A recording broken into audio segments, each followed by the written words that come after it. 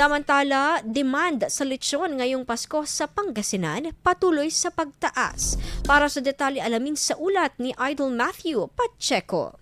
104.7 IFM. Report!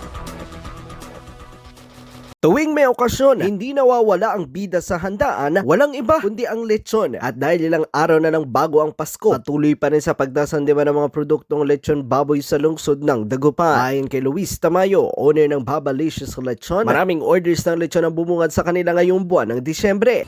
Nagmula nung December 1 hanggang sa araw na ngayon is mataas talaga ang demand lalo na sa lechon kasi maraming nag-ookasyon lalo't yung mga palapit ng mga Christmas parties sa mga company. Ang presyo naman, inaasahan na tataas sa 3 linggo ng buwan dahil na rin naman sa mas mataas na demanda. By second week, third week is inaasahan namin na tataas talaga ang demand ngayon.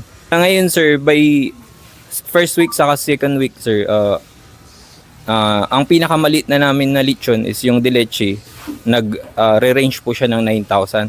Tapos ngayong third week hanggang New Year, aasahan po natin na mas tataas pa po.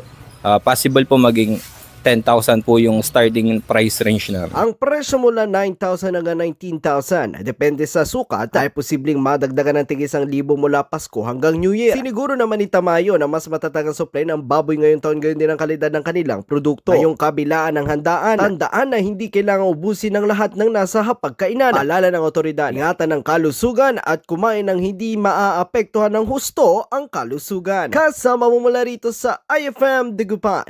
Ako po, si Idol Matthew Pacheco. Tatak, IFM! IFM News. IFM News. IFM.